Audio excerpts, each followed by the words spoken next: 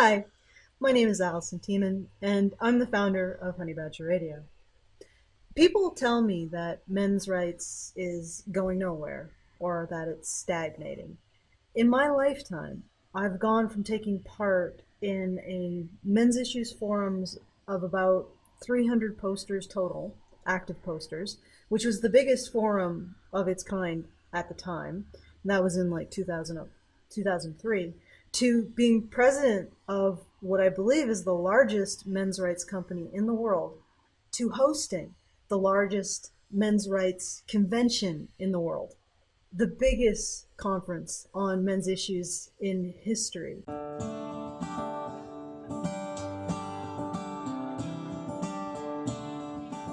It's the fifth in the series. Yep. Started in Detroit in 2014. We ran a couple of them. I know you were in the last one. But they've really taken it to a new level. That if they were going to work that hard to try to keep us from coming together in public and expressing our ideas and supporting each other, then they must be really scared.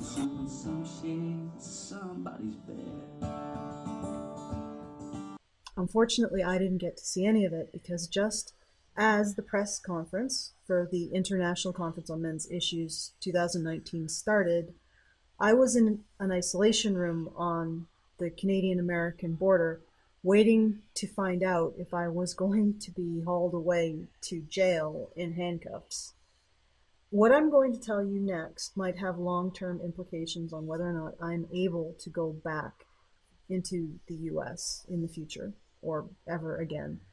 The reason why is I do not have freedom of speech because I'm not an American citizen. So if I criticize your government or your Customs and Border Patrol, I could be permanently banned from the US for doing so.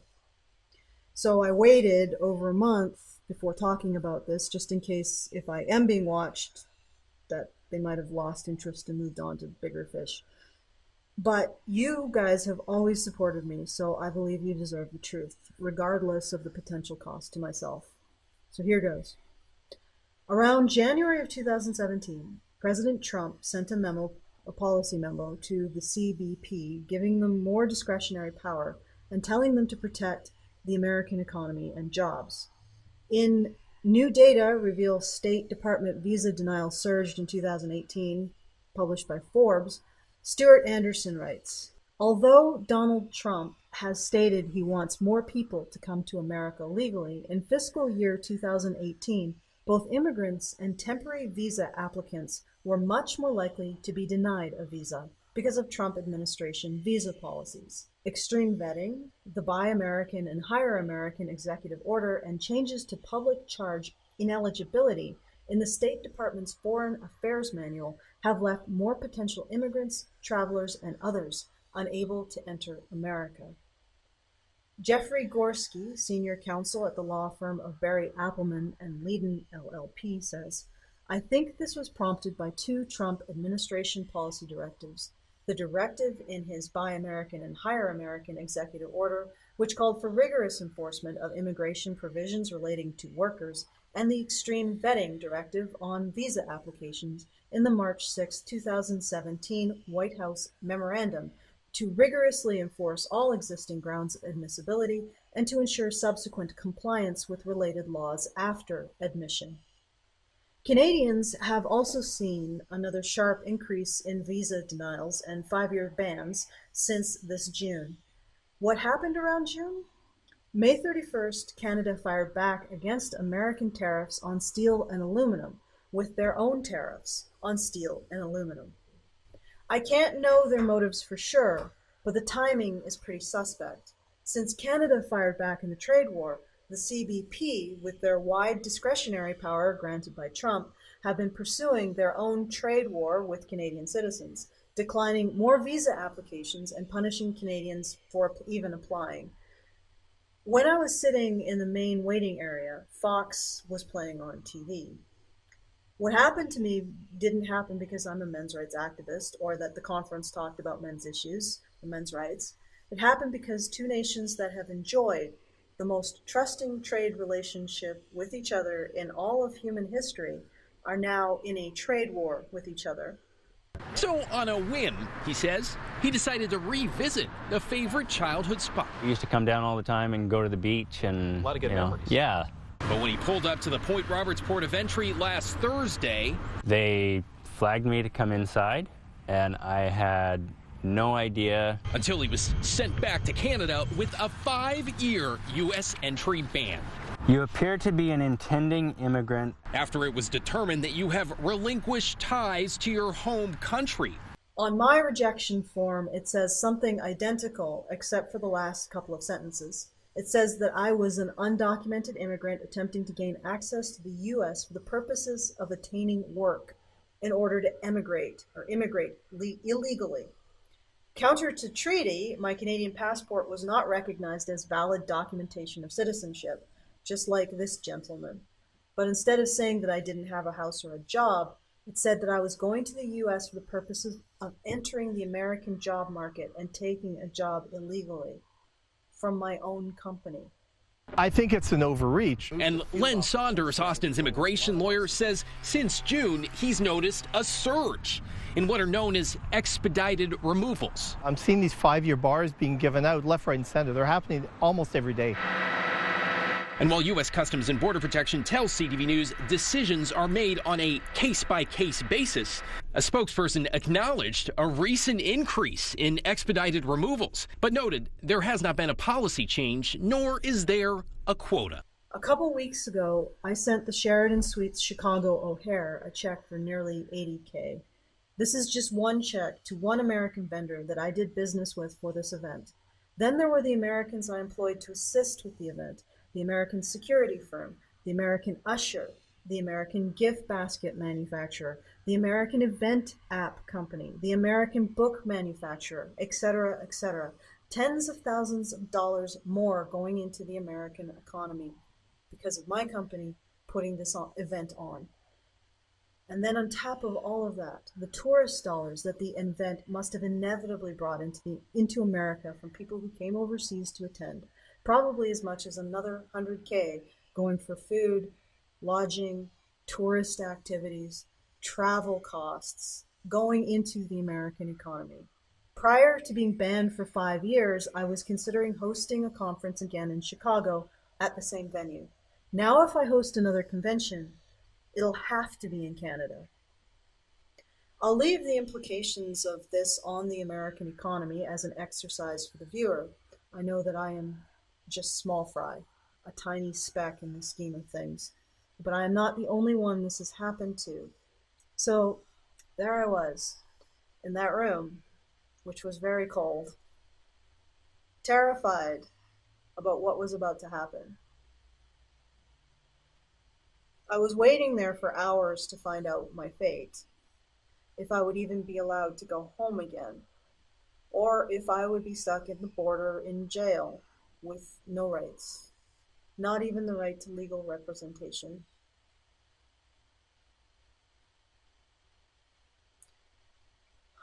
One of the worst aspects of it was before I entered the isolation room, Jonathan was trying to comfort me. Jonathan's my husband. He's trying to comfort me and saying, she's just giving you a hard time, because I was being interrogated at that point. And then I had to go out, and I had to tell him, nope, they're going to decide now whether or not I have a civil penalty or if it's criminal. And of course, you're surrounded by people who are carrying guns. And that's very intimidating, regardless of the fact that, they are cops, so. And I remember sitting in that room, huddled up, because it was really cold, I'm not kidding you. And I was fighting so hard against the implications of everything that was happening. But at some point, all I could do was let go. Because I knew if I kept fighting, I would kill myself. After the judgment last year in which I lost my case against the Calgary Expo and a judge upheld their right to use unlawful means to discriminate against men's rights activists, after I had attempted suicide, I started to meditate again to reestablish my perspective. Meditation forces you to just be with yourself. No stories of the past or future, just the present moment. And every day I meditated to try to reestablish my ability to survive. And I realized I was attached to winning. I was attached to the publicity I would get if I won, or if I managed to get to this conference, the networking I would do at the conference. I was attached to the idea of seeing it all unfold. I couldn't lose that. Couldn't allow myself to lose that. Well, at some point it became very clear that I was going to lose it, and I could keep my attachment to it. I could be devastated by the loss. I could fear the loss. I could let it define me. Instead, I just stopped. And when I stopped trying to hold on to any kind of future outcome, I caught a glimpse of the mechanism inside me. I attach myself to an outcome because it gives me meaning. If I keep myself attached to that outcome and that outcome does not come to pass, then I lose my meaning. And without an outcome to attach to, my life is meaningless, empty, boring. And I remembered in that moment how awful it was to lose the court case, and how horrible it was to spiral into those feelings of self-loathing and uselessness. But,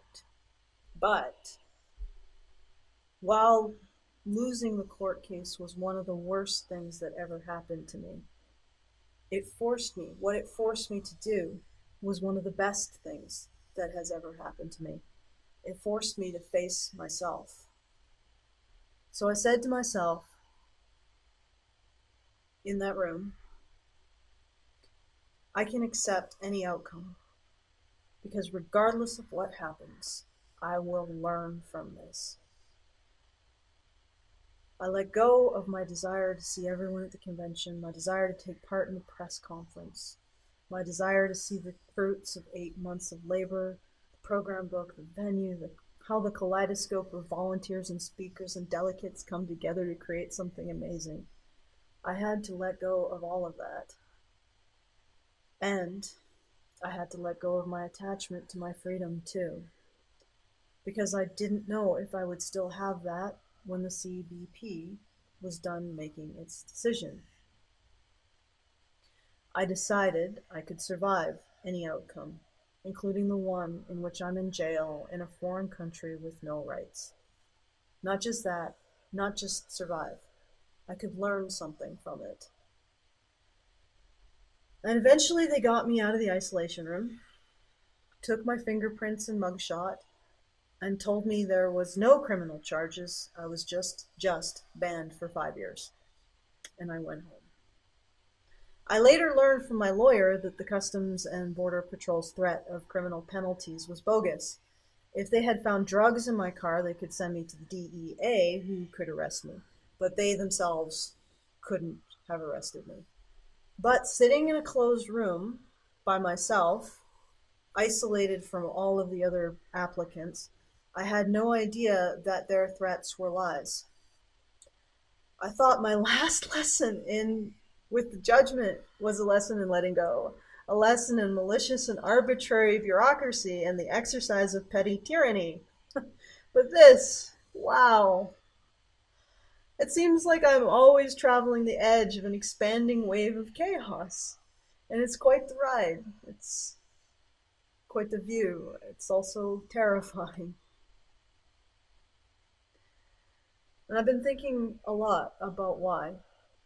And I think it's because I push the envelope of what's possible, which means I'm always angering the guardians of what's acceptable. I'm a sinner to the left and an outsider to the right for one simple reason. I refuse to stop valuing men for being men. You are men first. Republicans, Democrats, conservatives, black, white, straight, gay, cis, het, whatever. All of that is secondary. That alphabet soup is secondary to being a man. That sentiment pisses off a lot of people who only see men as having value when men wear the skin they've chosen for them, be it a race or political affiliation or religion. And all men, all of the people invested in skinning men of their identity through blame and shame, then selling them back an identity. All of them invested in creating those skins and selling tickets to watch men fight over the color of their collars. All of them will hate me for valuing men for being men. I'm not going to find a positive reception with the media or social media or with politicians of any stripe or with any of the skin merchants. But I will never stop valuing you for one reason and one reason only. You are a man. You deserve concern, you deserve recognition of your potential, and you deserve to be fought for. You deserve me being kicked from a convention. You deserve me losing my civil rights and contract law. You deserve me sitting in a closed room waiting to find out if I'm going to jail. All they can do is ban me, and ban me, and ban me, and ban me, and ban me, and try to ban me some more. Well, let them do it. Because all they do is demonstrate what you deserve. Men deserve someone who will put their skin in the game to bring attention to your issues. You deserve someone who will fight for you regardless of the cost. So let them bring the cost. Let them bring it so you can see what you deserve. Bring it, CBP.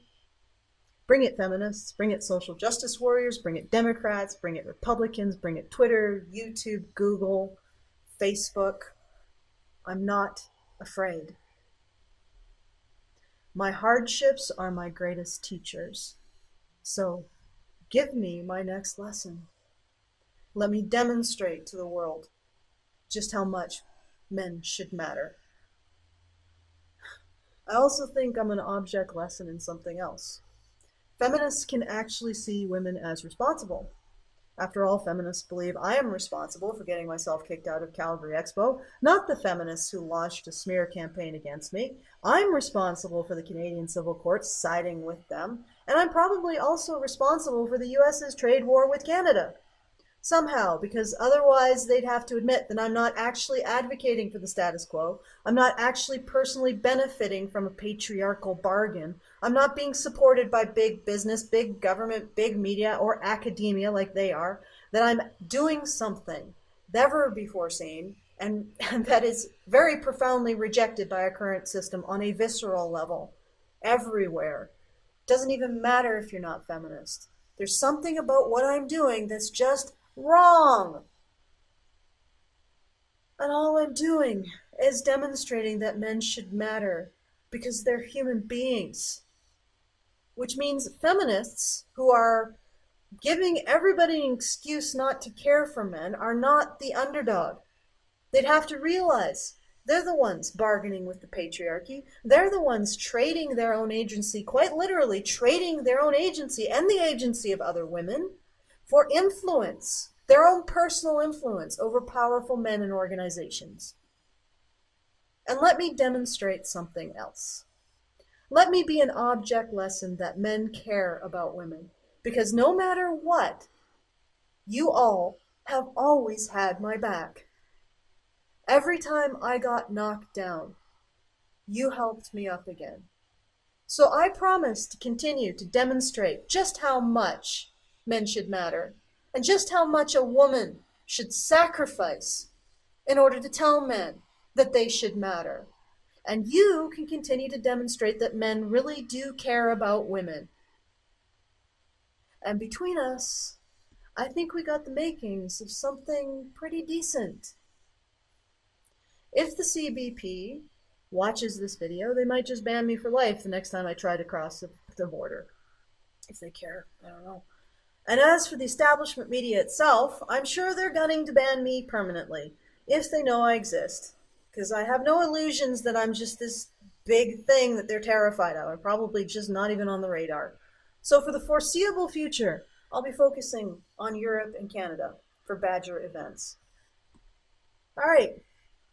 And speaking of Badger events, Honey Badger Brigade will be screening Erasing Family in conjunction with the Canadian Association for Equality in Saskatoon, October 12th.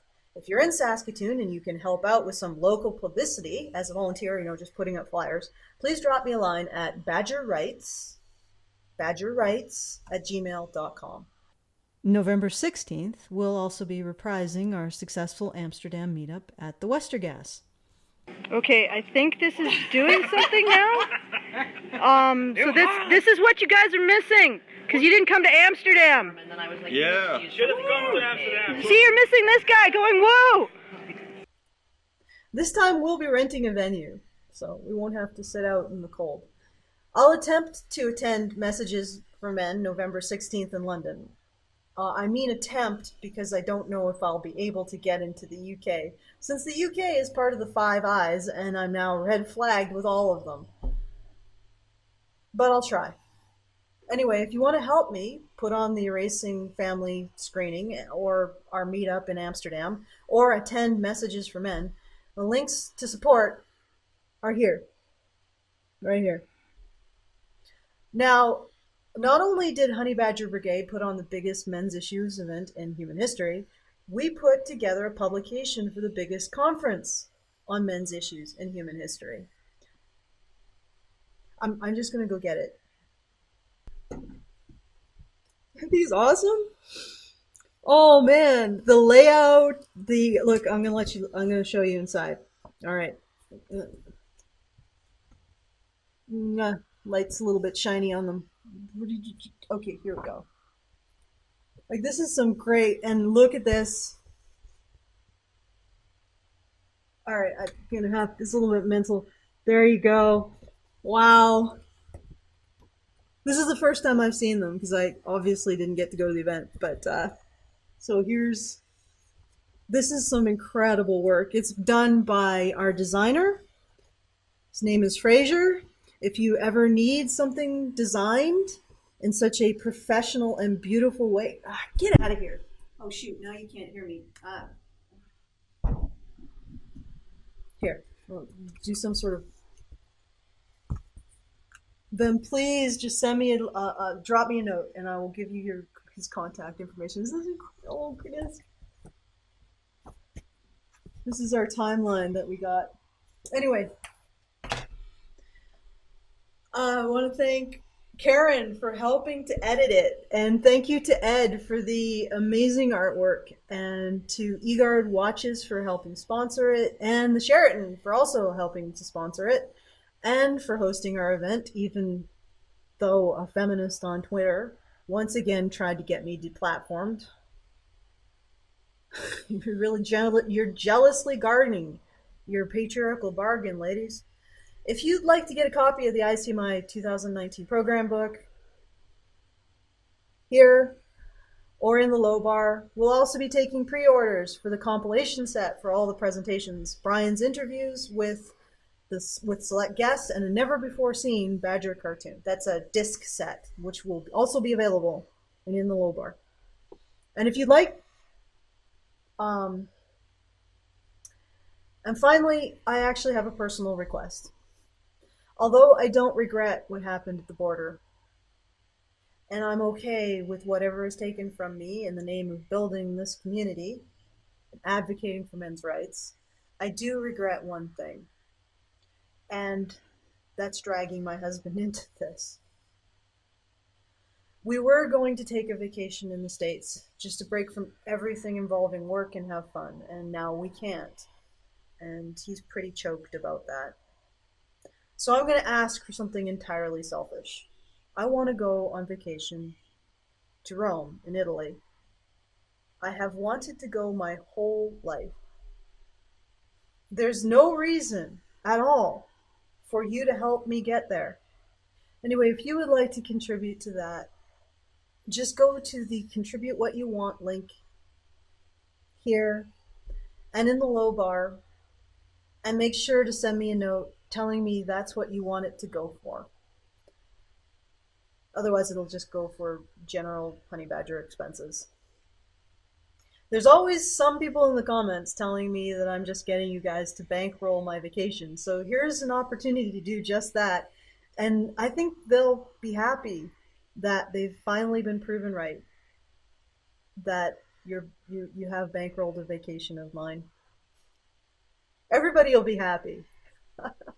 Thank you to everyone who made ICMI 2019 possible. Thank you to Andrew for stepping up without having me there to advise at all. Thank you to Grace for creating the most amazing stage sets that I really wish I could have seen, because I know that they were even more beautiful in person. Thank you to Karen and Mike for emceeing, Paul for being Toastmaster, Brian for working as the local host, Tim for providing volunteers, and everyone at the Mankind Project who helped out as volunteers. Thank you to Troy and Val for covering PA, Tom for videotaping the lectures, Brian for assisting Tom, Natty for managing the video data, and everybody else that I have not mentioned who came together to help volunteer and make this the best ICMI. And thank you to all our presenters and speakers, and to everyone who attended or purchased remote tickets or sponsored the event. You came together to create something great. Maybe something needed to be sacrificed to the gods of balance for the biggest men's rights event in history to happen. I'm just glad it was the most expendable part of ICMI 2019. Me. I do have one regret, ultimately. I wish I could have seen you guys enjoy ICMI 2019 in person. I wish I could have seen you smile. But the story is not done. Let's see if you can all get me to Amsterdam and Messages for Men.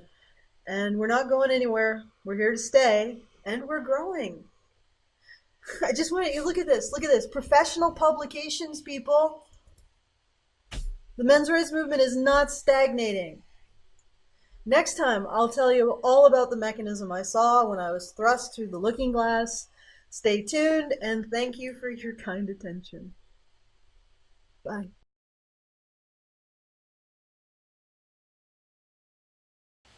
I almost forgot.